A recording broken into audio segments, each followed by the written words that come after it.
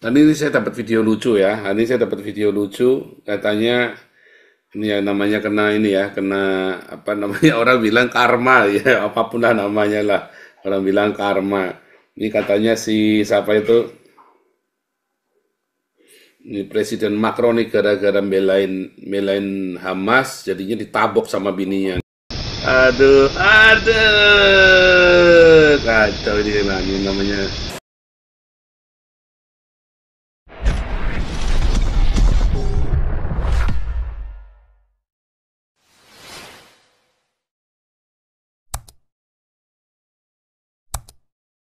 Nah, ini kasih permesta nih, permesta, permesta standby nggak nih permesta nih?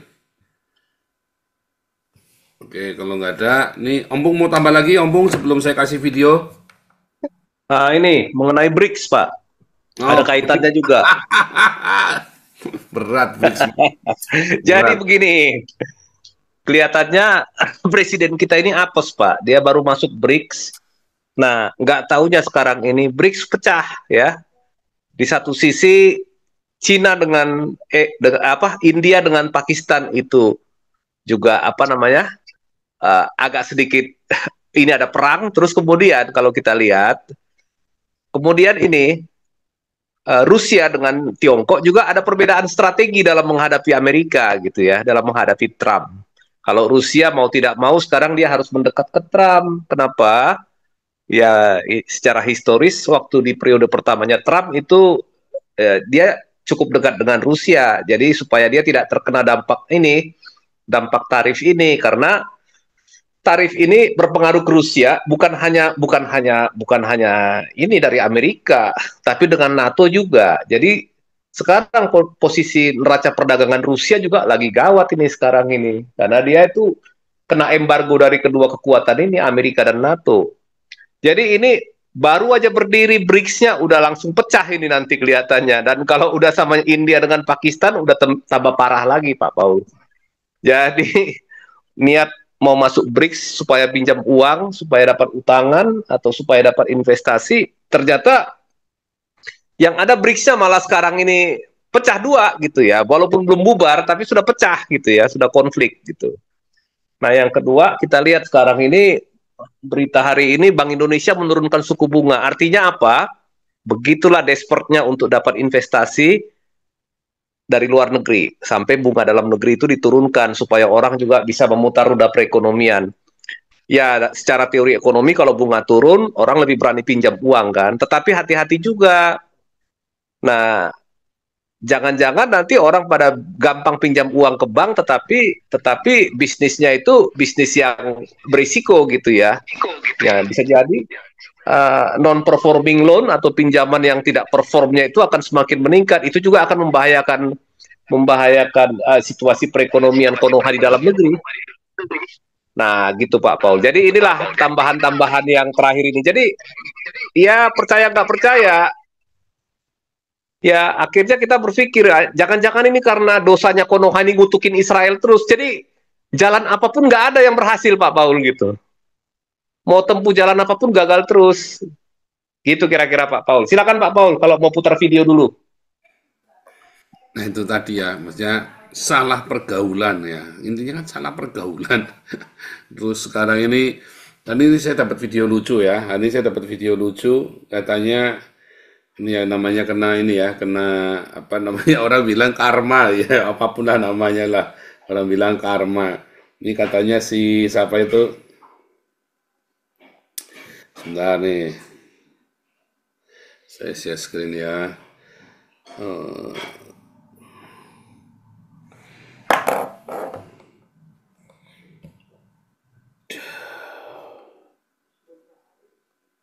Ini Presiden Macron nih gara-gara belain Hamas, jadinya ditabok sama bininya. Ada yang ini ya kekuatan militer Indonesia di atas Israel katanya yang mengklaim begitu ya. Ya jangankan kodok saudara ya, jangankan kodok. Aduh toke aja bisa ketawa saudara ya. Nah ini gara-gara ini ya, gara-gara ngomong ngaku-ngaku. Nah itu pertanyaan kan belum pernah dijajal saudara ya. Apakah berani Indonesia perang sama Israel saudara? Aduh, gila ya. Kalau menurut Dokter Koni kemarin, ya Prof, sekarang Profesor ya, kata Prof Koni aja, apanya, sekarang senjatanya udah nggak punya. Indonesia tuh alutsistanya udah besi tua ya.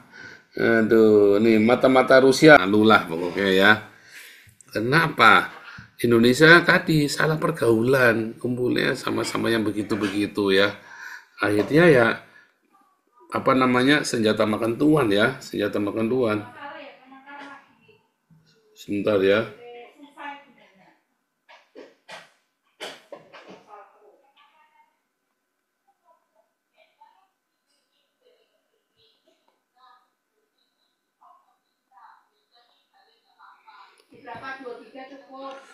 Bentar ya.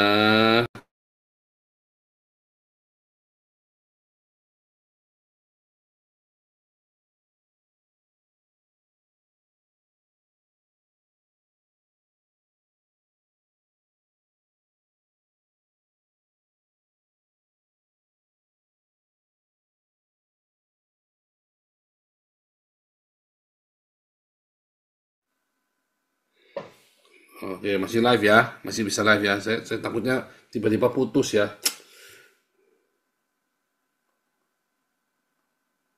Begitulah desperate-nya untuk Oke, dapat investasi. lanjut ya. Pak Teddy mau bicara, Pak Teddy? Kalau enggak kita skip dulu, Pak Teddy nih.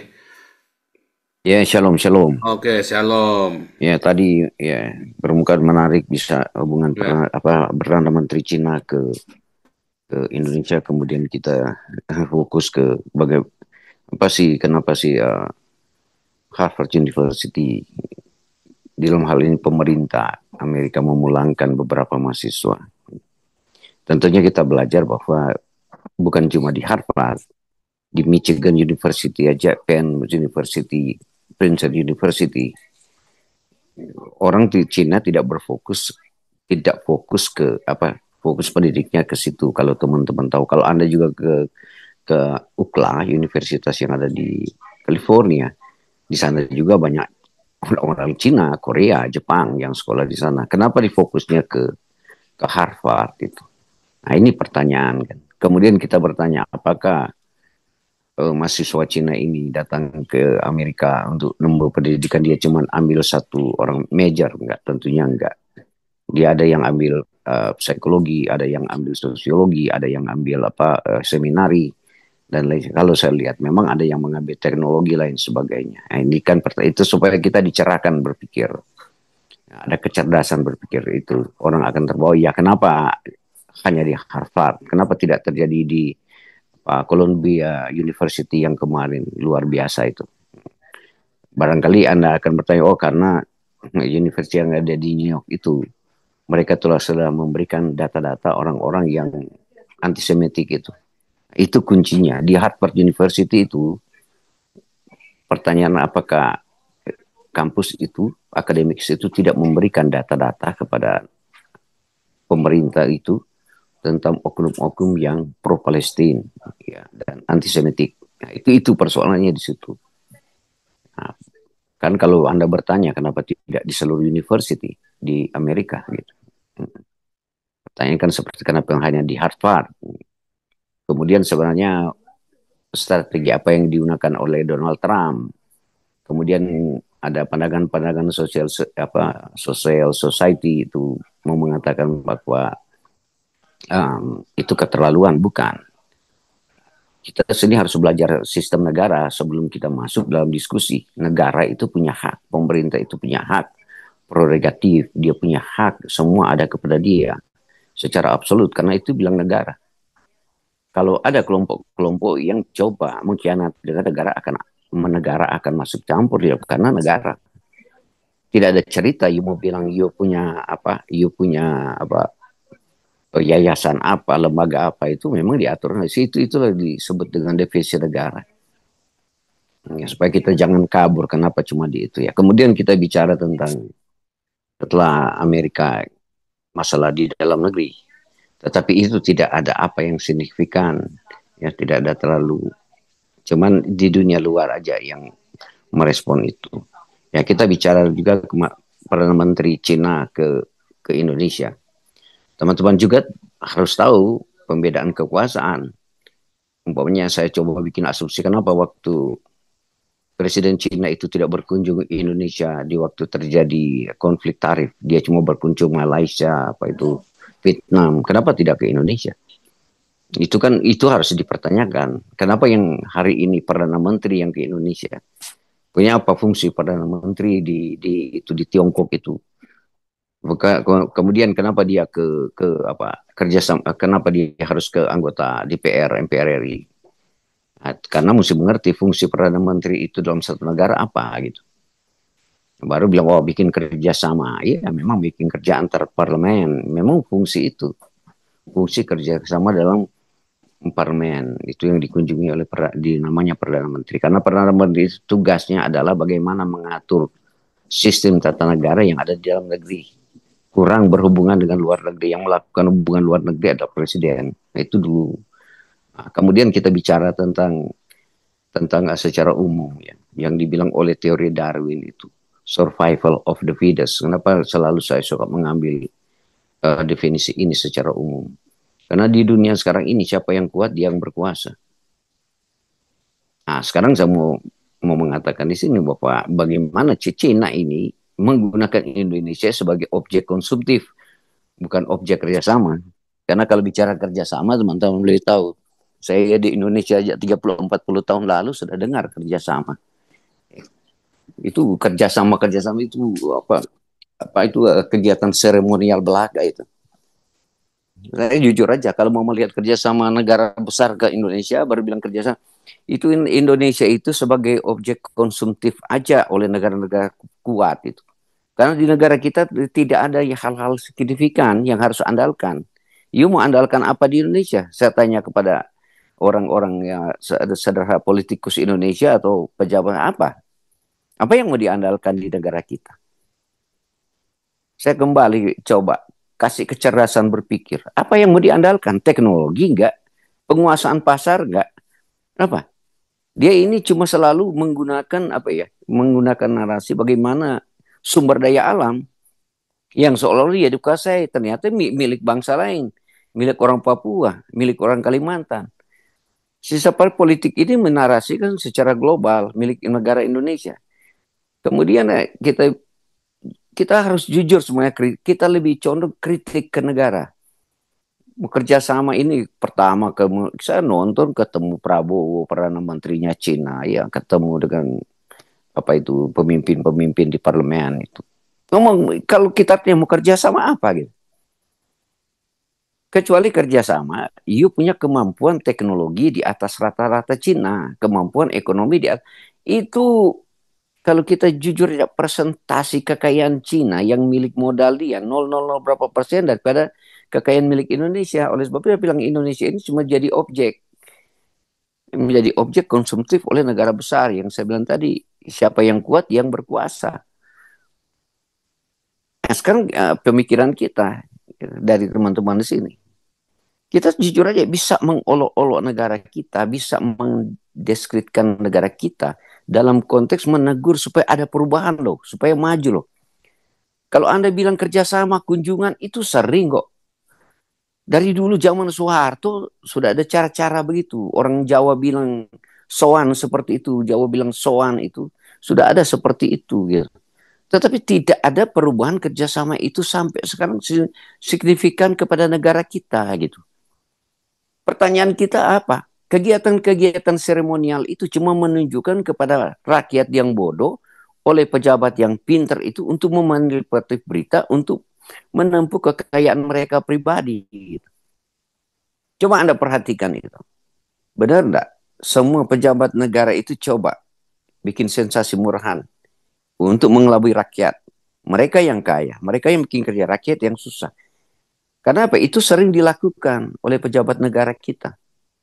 Tidak jujur mau menjelaskan. Sekarang kalau saya bertanya, dulu pernah sama aja si ketua DPRW kerjasama parlemen dengan mana signifikansinya? Yang 10 tahun kerjasama, yang bilang 5 tahun, 20 tahun. Sekarang kita bertanya kembali. Waktu kita bicara kerjasama dengan Cina, Cina yang mendominasi kekayaan di Indonesia, baik dia Cina yang sudah warga negara Indonesia maupun Cina yang belum warga negara. Di satu pihak ini negara lagi mempromosikan, di satu pihak ada kebencian warga negara kepada etnis Cina di Indonesia. Baru di mana kita mau melihat ada signifikan? Oleh sebab itu saya bilang cuma dimanipulatif rakyat Indonesia. Bikin kerjasama, rakyat dikonflikkan dengan Cina. Ya, seperti Anda mau bilang PIK 1, PIK 2. You kira PIK dana-dana yang ada yang 9 naga itu bukan sokongan dana dari Cina sendiri. Kita harus mengerti mereka yang sokong dana. Baru asumsi pertanyaan apa? Sederhana. Kalau kita menuduh orang Cina aja yang bisa berkomunikasi dengan Cina. Itu kan. Orang-orang Cina, teman-teman saya kemarin ada teman saya yang memang orang luar biasa. Dia ke Cina karena bahasa Cinanya luar biasa dan dia orang Cina. Sehingga dia bisa berhubungan dagang dengan baik dengan Cina. Ya, enggak tahu ya, kerjasama bidang keuangan lain sebagainya. Akhirnya mereka yang populer di Indonesia, waktu dia populer naik, pertumbuhan ekonomi di Indonesia yang dibantu oleh kelompok-kelompok ini yang terselubung, maka rakyat si si apa itu? Si mastermind jahat di negara kayak Indonesia, dia memobilisasi rakyat jelata yang ada di Jawa. Kita itu bilang kita sudah dikuasai Cina. Itu permainan jahat oleh negara yang selalu dilakukan. Tetapi budaya ini, kultur ini sudah ada di zaman Soeharto, zaman Soekarno. Tetapi ini karena apa? Ada tabiat jahat di negara kita yang saya sering bilang. Negara kita ini, ya filosofinya,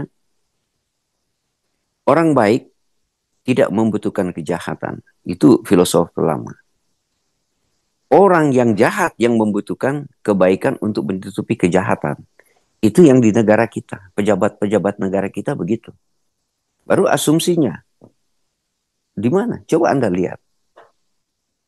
Semua ambil pejabat ke negara kita. Hampir semua di media yang kita diskusikan adalah masalah korupsi di negara kita.